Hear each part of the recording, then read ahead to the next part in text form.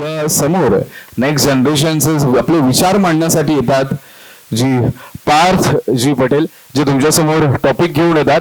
Covid मध्ये कुठल्या प्रकारच्या परिस्थितीत सगळेजण आपण गेलो, त्यातून त्यांना काय शिकायला मिळालं. इकडे जोरदार टाळ्या जाऊ द्या पार्थ पटेल यांच्यासाठी. Thank you so much. सभी गेस्ट जो मंच पर उपस्थित है, सारे हमारे डिस्ट्रीब्यूटर मेंबर्स जो यहाँ उपस्थित है, उन सबका मैं स्वागत एक बार फिर करता हूँ. मेरा नाम पार्थ परेश पटेल है. मैंने अपना कॉमर्स में फील्ड में एजुकेशन किया है, ग्रेजुएशन किया है. उसके बाद मैंने मार्केटिंग जनरल मैनेजमेंट में MBA कंप्लीट किया. मैं डिस्ट्रीब्यूशन बिजनेस में का एक सेकंड जनरेशन मेंबर हूँ. यहाँ मैं अपने कुछ व्यूज़ या फिर अपने कुछ आइडियाज़ शेयर करने के लिए आपके साथ आया हूँ. मैंने बिजनेस ज्वाइन करने के 2 साल पहले एक कंपनी, डिस्ट्रीब्यूशन कंपनी में ही जॉब एक्सपीरियंस लेने का काम किया. इसके पीछे का उद्देश्य ये था कि कुछ अनुभव जो मुझे वहाँ होंगे, कुछ टूल्स मुझे वहाँ कुछ सीखने मिलेंगे, एक ग्राउंड लेवल वर्किंग कैसे होता है, ये सब समझने का एक मौका मुझे मिलेगा. इसलिए मेरा मेन उद्देश्य था उसके पीछे. मैंने कोविड के पहले बिजनेस ज्वाइन किया और तो मुझे उस वजह से समझा कि कोविड के पहले क्या सिनेरियो था, कोविड के वक्त क्या था और अभी कोविड ऑलमोस्ट खत्म हो गया है तो उसके बाद क्या सिनेरियो है. इससे काफ़ी सारी चीज़ें मुझे क्लियर हुई डिस्ट्रीब्यूशन नेटवर्क में. पहले तो मुझे ये समझा कि डिस्ट्रीब्यूशन ये एक सर्विस सेक्टर है. इसमें फाइनेंस, मार्केटिंग, अपना ऑपरेशनल फंक्शंस, ये सारे एक मिक्सचर भी मिलता है. हम सभी ने कोविड रिस्ट्रिक्शंस में, जैसे लॉकडाउन है, उसमें काफ़ी सारे चीज़ें में बदलाव देखा. जैसे हमारा फिजिकल का कॉन्टैक्ट जो है हमारे कस्टमर से दूर हो गया. हमने सर्विस देने का टाइम कम मिला, जिस वजह से हम हमारे कस्टमर्स तक शायद उस तरीके से पहुंच नहीं पाए जहां हम रेगुलरली पहुंच पाते थे. हमें हमारी ऑर्डर साइज या हमारे SKU का रेंज या फिर हमारे स्टॉक या इन्वेंट्रीज में बदलाव देखने को मिला.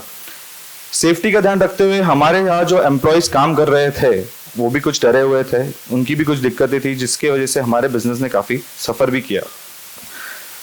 फाइनेंशियल एस्पेक्ट जो होता है, जहाँ पे फाइनेंस की अपनी जो प्लानिंग हो, शायद 1 महीने की हो, 2 महीने की हो, जो भी शॉर्ट टर्म प्लानिंग्स होती है, उस पर बहुत बड़ा असर हमें देखने को मिला.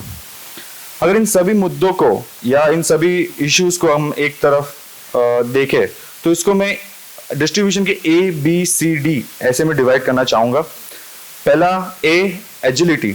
एजिलिटी मतलब आप कह सकते हैं चपलता, कि कितने जल्दी हम हमारे कस्टमर को सर्विस दे सकते हैं, कितने जल्दी हम उन तक पहुंच सकते हैं. काफ़ी सारे वर्चुअल प्लेटफॉर्म्स हैं आजकल जो दावा करते हैं कि हम इतने मिनटों में आप तक पहुंच जाएंगे, इतने मिनटों में आपको सर्विस देंगे. क्यों ना हम एज अ डिस्ट्रीब्यूशन नेटवर्क ये चीज़ें इम्प्लीमेंट कर सकते हैं क्या, कहीं पे हमारी सर्विसेज हम थोड़ी फास्ट कर सकते हैं क्या, ये देखना काफ़ी ज़रूरी हो गया है. Second B, benchmarking. अब हम सिर्फ रेट्स में बेंचमार्किंग देखते हैं. मेरे ख्याल से अब थोड़ा बेंचमार्किंग के मायने बदल जाएंगे. बेंचमार्किंग सिर्फ रेट्स के अलावा सर्विसेज जो हम दे रहे हैं, हमारे कस्टमर की एक्सपेक्टेशन क्या है, कि वो पहले क्या चाहता था, आज क्या चाहता है, वो देखना बहुत ज़रूरी है. हमारे इंटरनल प्रोसेसेस में भी चेंजेस लाना काफ़ी ज़रूरी है. यहाँ पे शायद हम एक सेकेंड जनरेशन के हिसाब से एक एडिशंस कर सकते हैं. ये हमारे लिए काफ़ी इंपॉर्टेंट रोल एक सेकेंड जनरेशन के हिसाब से रहेगा, कि जहाँ हम पेपर पर ऑर्डर लिख रहे थे, आज हम डिजिटली ऑर्डर ले रहे हैं. ये बेंचमार्किंग का एक हिस्सा है.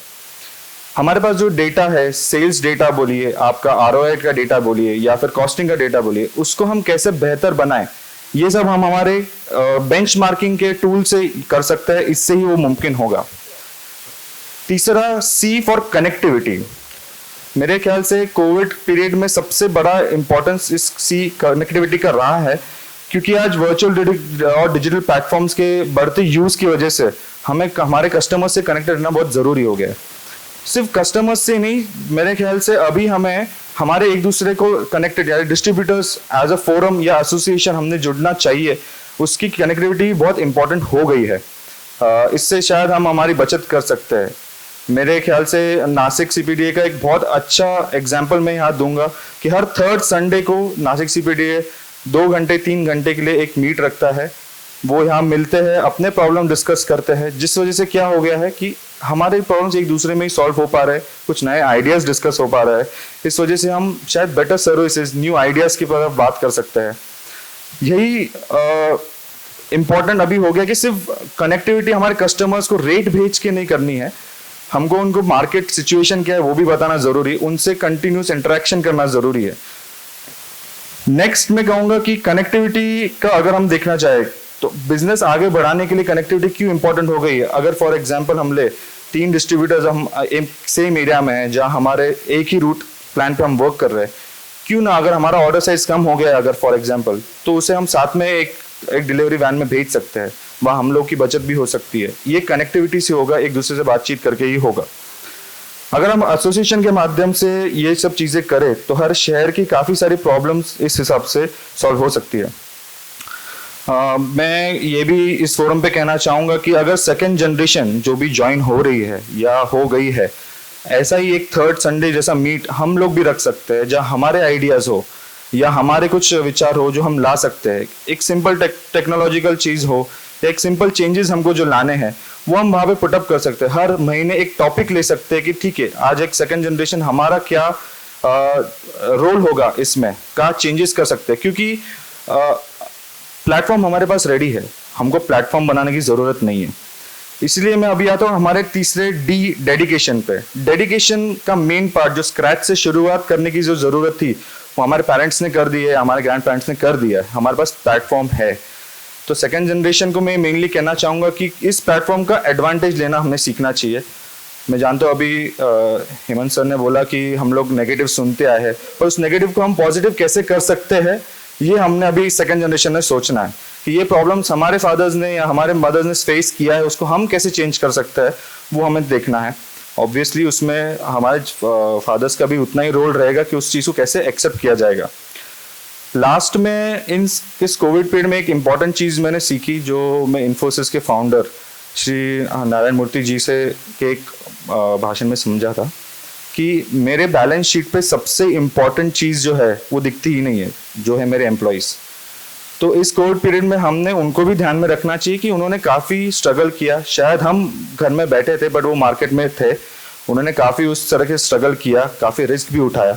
तो उस हिसाब से हमें वो भी देखना है कि उनका भला कैसे हम कर सके, उनको कैसे हम टिका के रख सके, हमारे साथ जोड़े रखे, ये काफ़ी इंपॉर्टेंट हो गया है।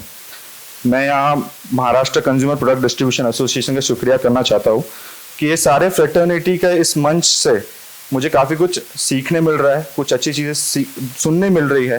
काफ़ी लोगों से इंटरेक्शन करके आज मैं सुबह से जो इंटरेक्शन कर रहा हूँ काफ़ी दो चीज़ें सीखने मिल रही है और सीखना चाहिए।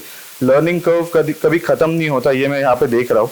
ये सिर्फ मेरे लिए ट्रू नहीं है, हमारे पहले के जनरेशन के लिए भी ट्रू है, आगे वाले जनरेशन के लिए भी उतना ही ट्रू रहेगा। तो मैं सबका ही शुक्रिया अदा करना चाहता हूँ। Thank you so much. जय हिंद, जय महाराष्ट्र।